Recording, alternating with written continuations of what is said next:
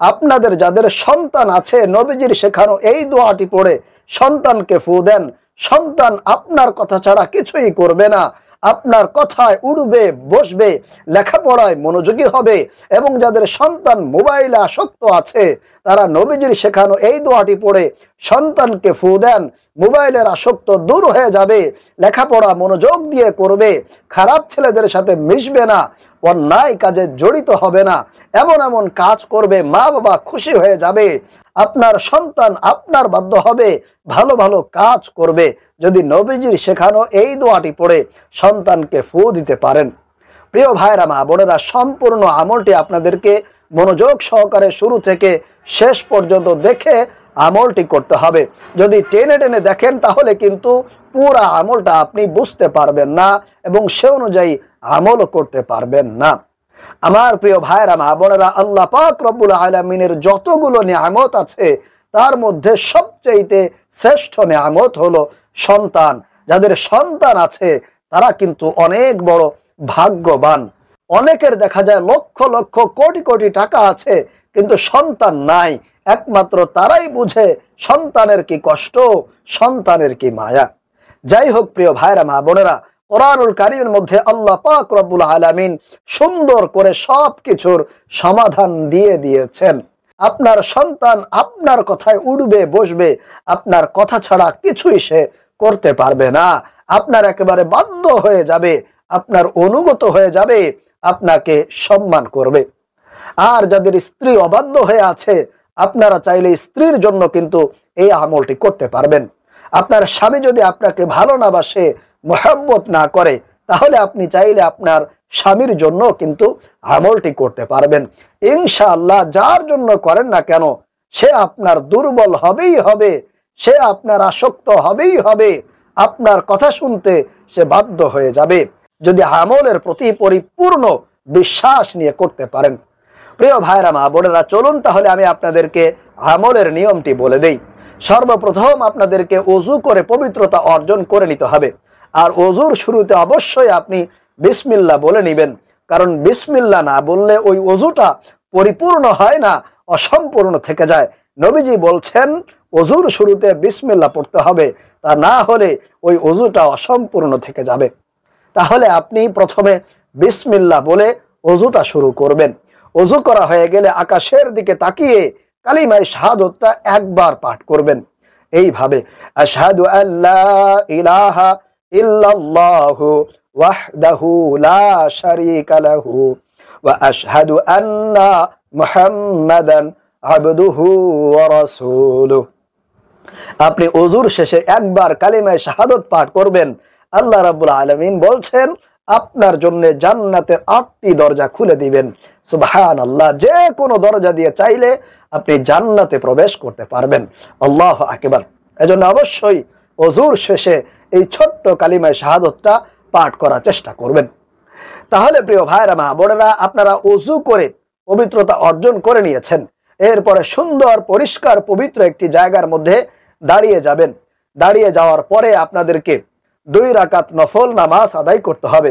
যেহেতু এই আমলটি খুবই গুরুত্বপূর্ণ, আপনার সন্তানকে আপনার বাধ্য করতে চাচ্ছেন, আপনার স্বামীকে আপনার বশ করতে চাচ্ছেন, এজন্য অবশ্যই আপনাদেরকে 2 রাকাত নফল নামাজ পড়ে নিতে হবে।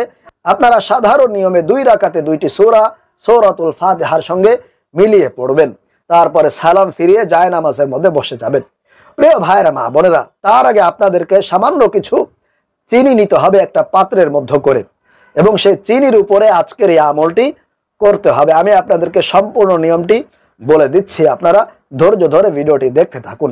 তাহলে আপনি সামান্য কিছু চিনি নেবেন, নেওয়ার পরে আপনার সামনে রেখে দিয়ে 1 নম্বরে 3 বার ইস্তেগফার পাঠ করবেন। এই ছোট্ট ইস্তেগফারটি, আস্তাগফিরুল্লাহ ওয়া আতুবু ইলাইহি, আস্তাগফিরুল্লাহ ওয়া আতুবু ইলাইহি, আস্তাগফিরুল্লাহ ওয়া আতুবু ইলাইহি। ইস্তেগফার পড়বেন আর মনে মনে আপনার অতীত জীবনের গুনাহের জন্য আল্লাহর কাছে অনুতপ্ত হবেন, লজ্জিত হবেন, আল্লাহর কাছে ক্ষমা চাইবেন। যদি আপনি মনে মনে অনুতপ্ত হইতে পারেন, লজ্জিত হতে পারেন, এরপরে যদি এই ইস্তেগফারটি পাঠ করেন, আল্লাহ রাব্বুল আলামিন সঙ্গে সঙ্গে চাইলে আপনার জীবন যৌবনের যত গুনাহ আছে সমস্ত গুনাহগুলো ক্ষমা করে দিবে, মাফ করে দিবে। আপনি নিষ্পাপ বেগুনাহ মাসুম হয়ে যাবেন ইনশাআল্লাহ। এজন্য অবশ্যই ইস্তেগফার পাঠ করবেন আর মনে মনে আপনার গুনাহের কথা স্মরণ করে আল্লাহর কাছে লজ্জিত হবেন। প্রিয় ভাইরা মা বোনেরা, তাহলে আপনি ইস্তেগফার পাঠ করেছেন, এরপরে 2 নম্বরে 3 বার নামাজের দুরুদ ইব্রাহিমটা পাঠ করবেন। আমি আপনাদেরকে একবার পাঠ করে দেখিয়ে দিচ্ছি। আল্লাহুম্মা সাল্লি আলা মুহাম্মাদ ওয়া আলা আলি মুহাম্মাদ কামা সাল্লাইতা আলা ইব্রাহিম ওয়া আলা আলি ইব্রাহিম ইন্নাকা হামিদুম মাজিদ।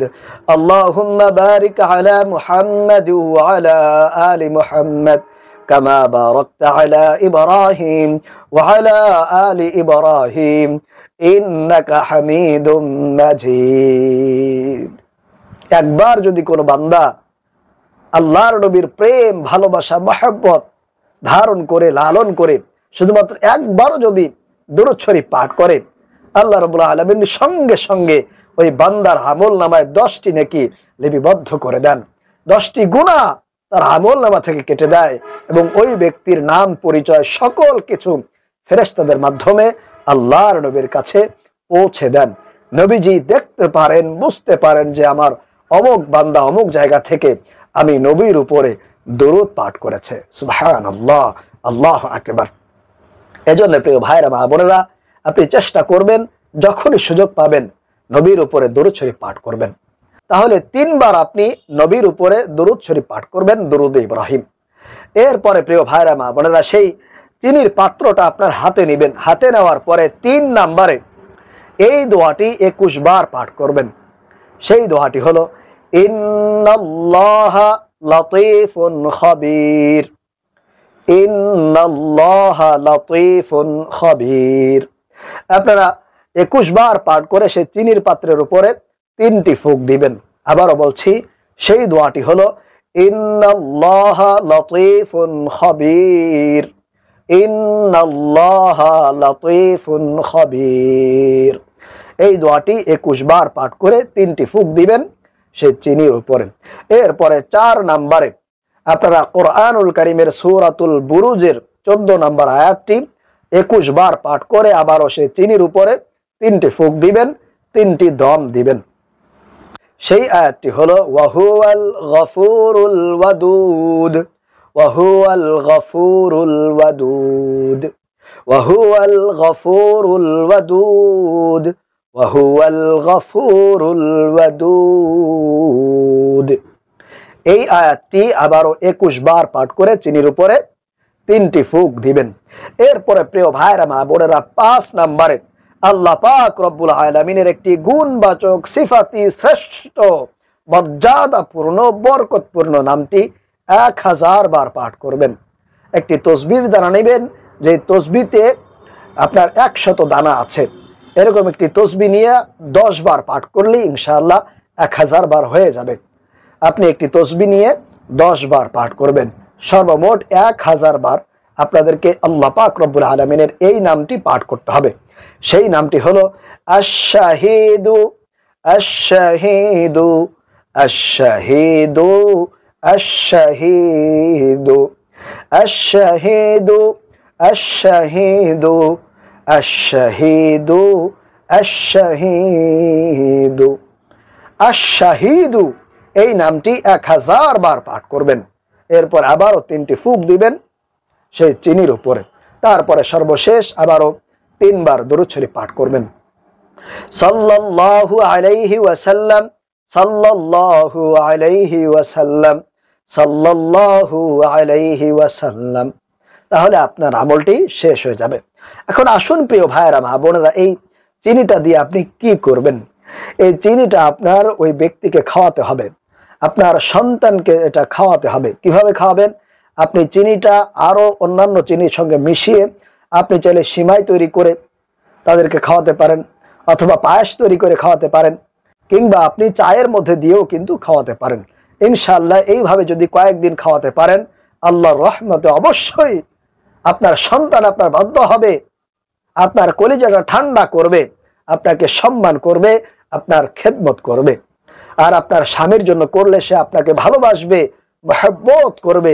আপনার মধ্যে তার মধ্যে আল্লাহ রাব্বুল আলামিন ভালোবাসা সম্পর্ক আরো বেশি মজবুত করে দিবেন, সৃষ্টি করে দিবেন, বহু গুণে বাড়িয়ে দিবেন।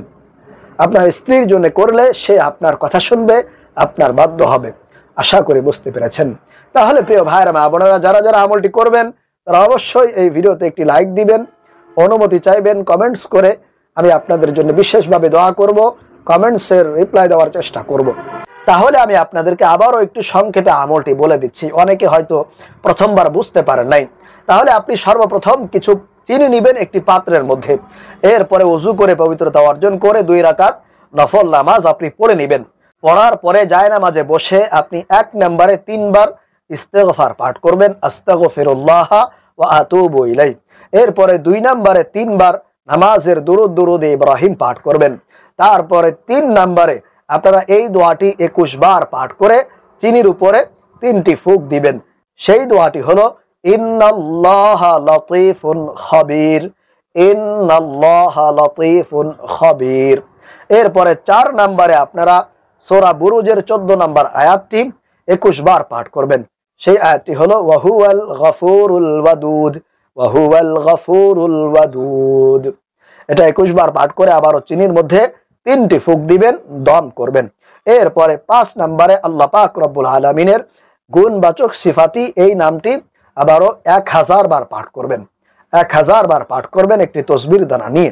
সেই নামটি হলো আশ-শাহীদু, আশ-শাহীদু, আশ-শাহীদু।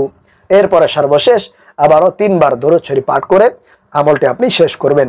এরপরে সেই চিনিটা আপনার সন্তানকে বিভিন্নভাবে অথবা পানিতে গুলিয়েও চাইলে আপনি খাওয়াতে পারেন, যে কোনোভাবে, সিমাইয়ের মধ্যে দিয়ে অথবা পায়েসের মধ্যে দিয়ে, চায়ের মধ্যে দিয়ে, যে কোনোভাবে আপনি তাকে খাওয়াই দিলেই ইনশাআল্লাহ হয়ে যাবে। আশা করি বুঝতে পেরেছেন। আল্লাহ রাব্বুল আলামিন আমাদেরকে এই আমলটি সঠিক নিয়মে করার তৌফিক দান করুন। আমিন।